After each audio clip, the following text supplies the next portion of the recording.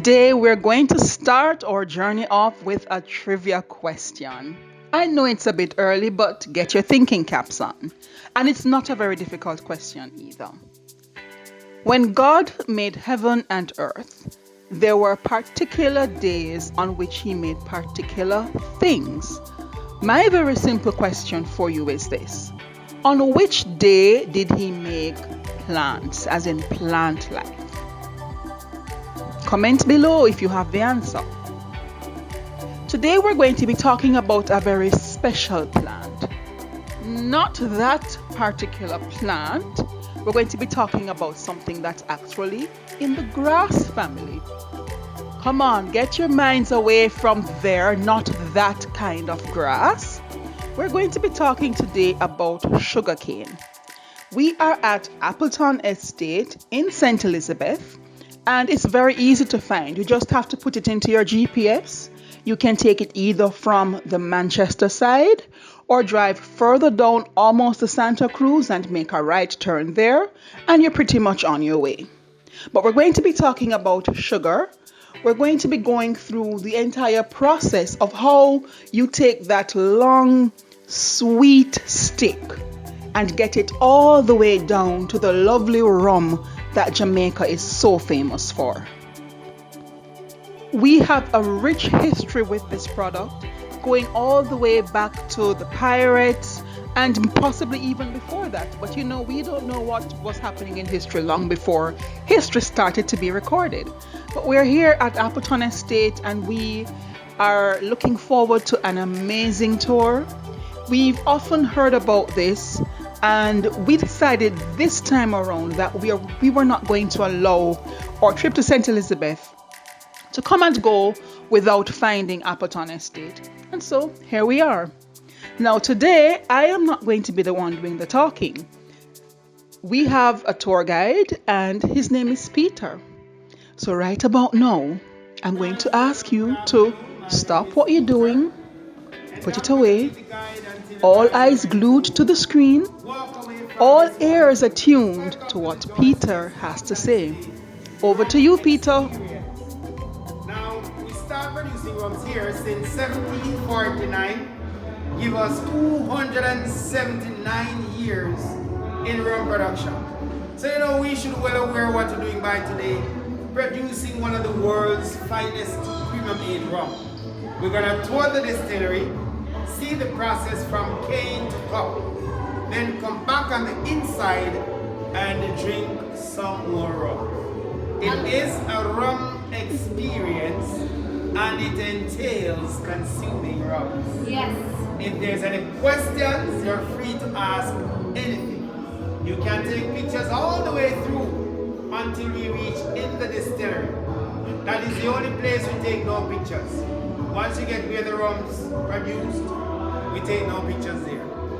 Alright, so we're gonna go there, have a great time, come back and get drunk, drink. Get more drinks. Alright? Now looking at these pictures, there are pictures of our master blenders. Dr. Joy Spence is our master blender. First female master blender in the spirits industry of the entire world. Now she understudied this guy Owen Tulloch since 1981. He then retires, hand on the job to Joy. So Joy is now the blender. And the master blender is the people who do the finishing touches on these good rums so it can keep the consistent taste, color, and all these good things. So she is now the blender. David Morrison is our senior blender. He's now pretty much ready to go. So when Joy retires, then David takes over. Because with this business, you always have to have a successor. And that is why I'm trying to get myself in the lineups. So when David retires, then Peter take over. I'm working on it. Yes. I need art, science, chemistry, good love for rum. I have the good love for rum, but the arts and science and chemistry, those are working in progress. And I hope to get there someday.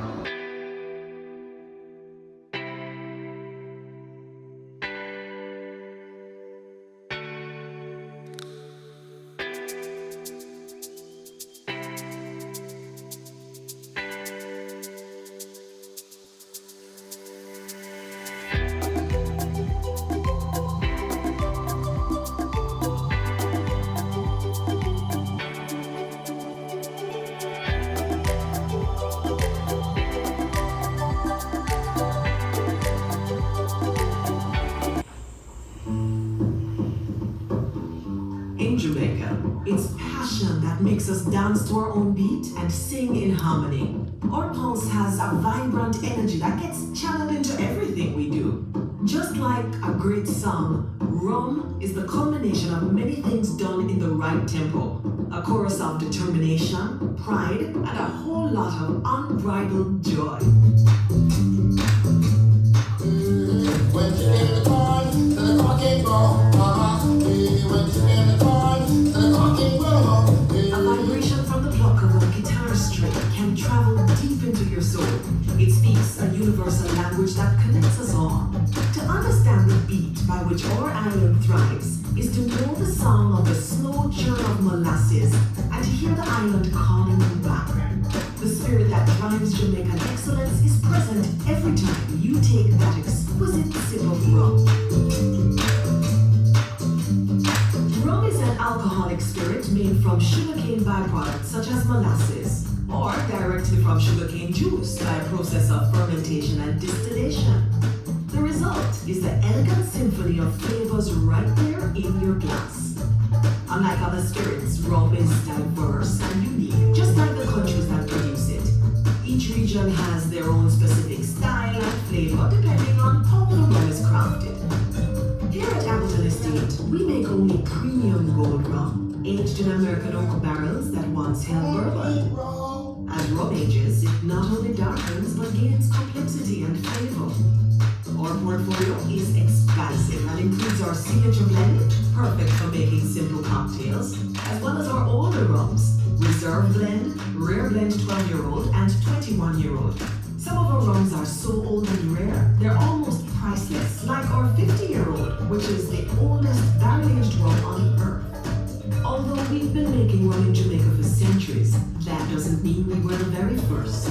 The history of rum is as old and rich as the sugar it's made from.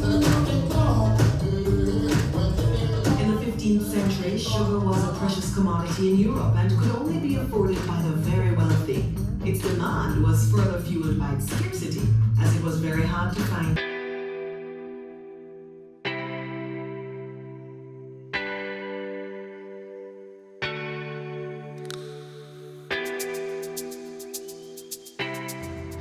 They're now going to perform a demonstration of how they would extract sugarcane juice back in the early years.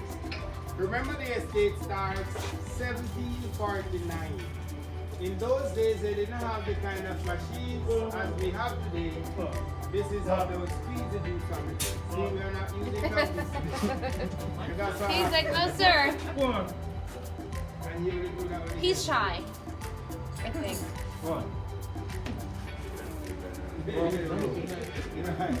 Now, come on, quick, doing that.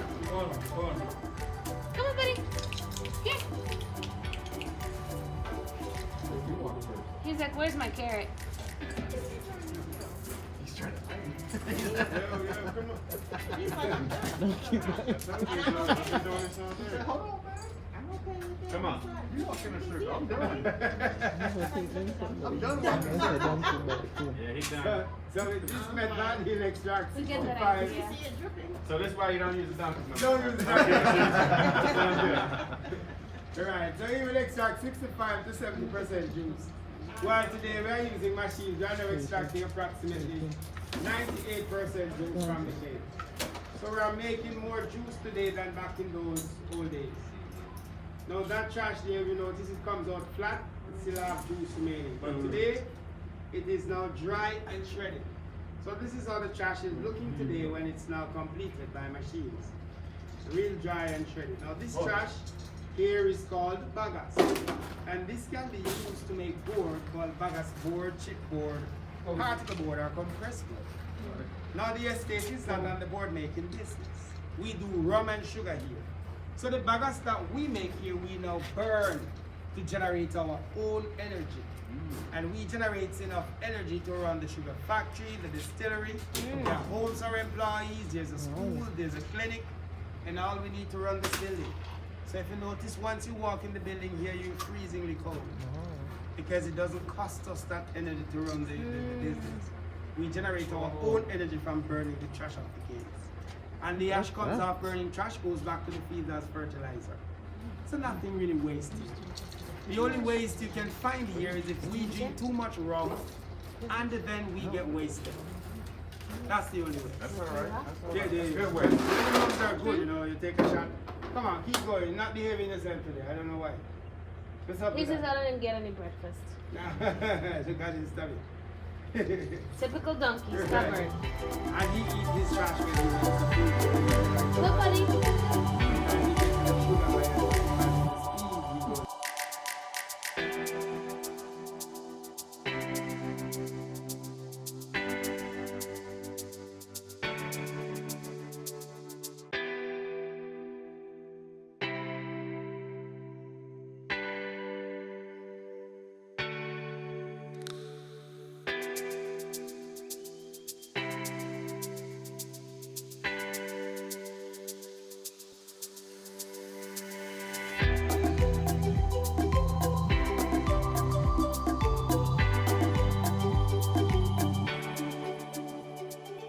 Cane juice to make sugar and molasses in those old days. So they'll squeeze juice, pour to the first pot, boils, and lift the pot, pour to the second, boils again, lift, pour, and boils.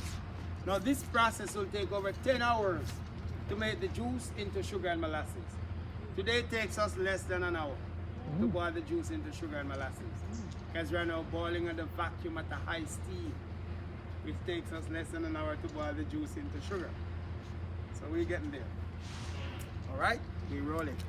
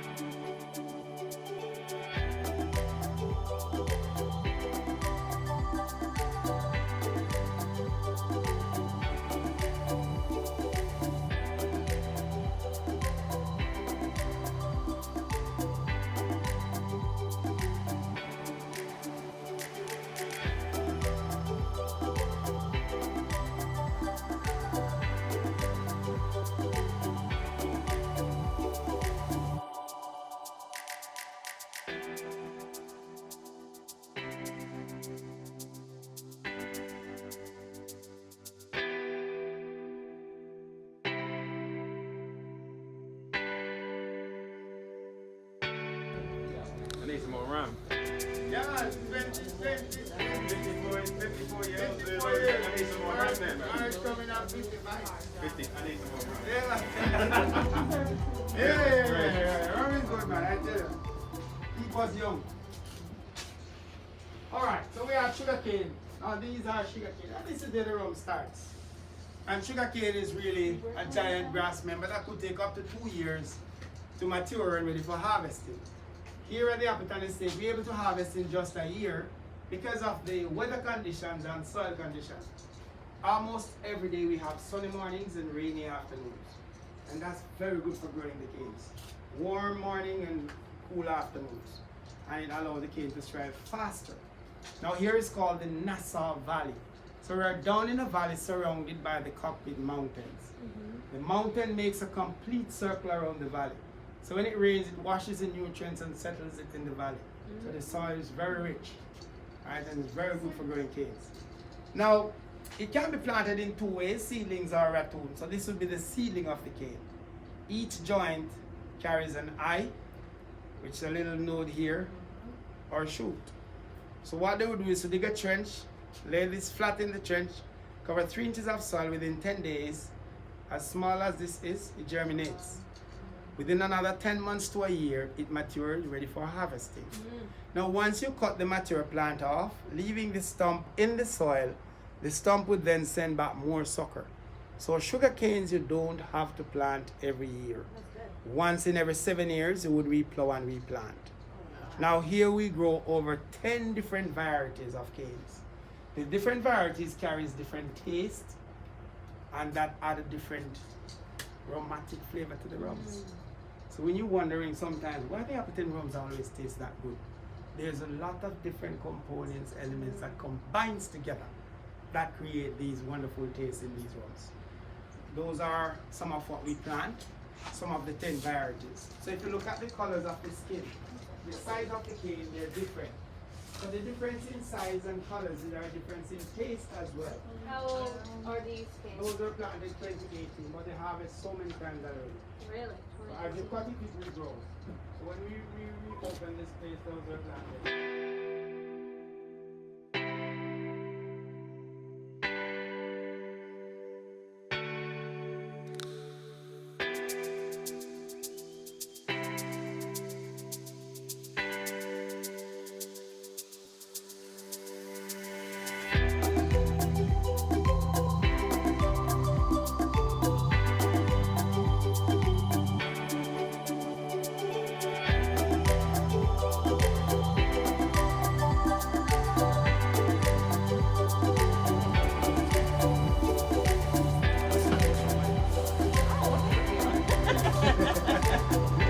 Alright, so we need 2 volunteers here. Hold it. Say it again? 2 volunteers. I'm one. I am. There you go. Good job. You got a pair. Yeah. So one person on the other side, one right here. Oh, I gotta do some work. So why you just volunteer to be in A donkey. There you go. Thank you. I didn't say it. No, you said it. They changed it from a donkey to humans. I see how it is. No, sir, you volunteered. So back there we have 1 donkey, now we have 2. I said 2 human. So you're gonna push that way. Oh, okay. We got Shall we go now? we got nothing in there. Come on, he get there. Let's get cracking. Put it in first. The harder you run, come on, get cracking, man. He get Whoa, he's going. Yeah, good job, guys. Good job. Harder you work, the bigger your share. How about your favorite?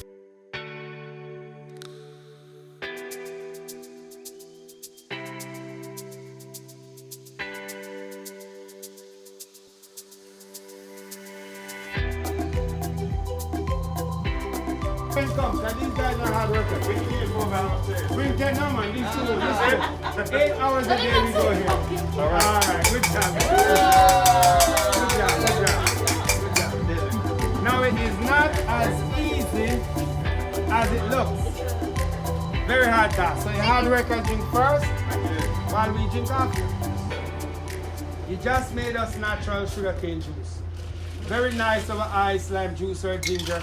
Wow. And if you add rum, so hold your cup and take a sample. Yeah. If you add rum to that, oh my God, it tastes so good. So it's natural sugarcane juice, freshly squeezed by our hard working friends. Interesting. And that is what boils to make sugar and molasses. So the boil down of this would make your brown sugar and molasses together. There you go. Where are the shots at? Oh yeah. There we go.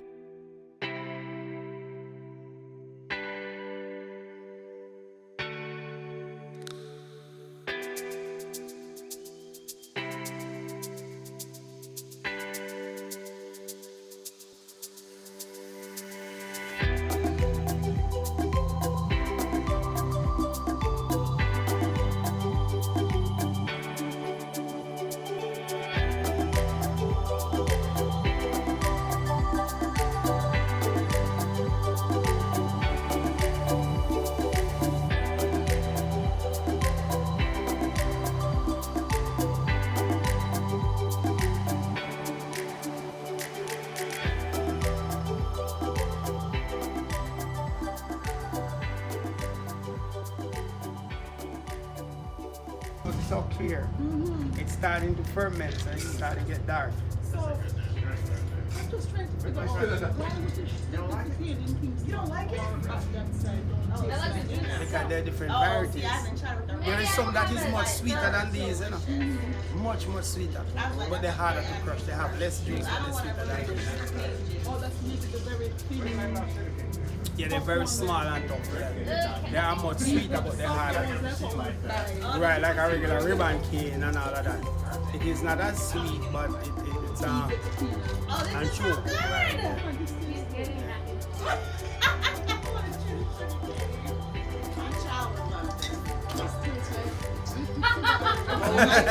I didn't need some orange in it. Sorry, darling.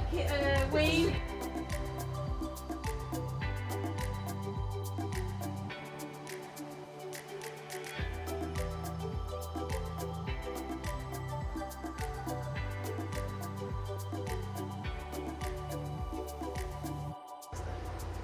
Now this is a centrifugal basket. This is what separates the brown sugar from the molasses after boil down of cane juice. So the boil, just like you boil maple syrup, so the boil down of the juice would make your brown sugar crystals with molasses together. Now that poured in a basket similar, which spins up to 1400 RPM. So the molasses would span through the small holes and the brown sugar span over the edge. So it separates the crystals from the liquid. Now the liquid molasses used to make rum, but the brown sugar crystals sold. So you notice nothing waste here.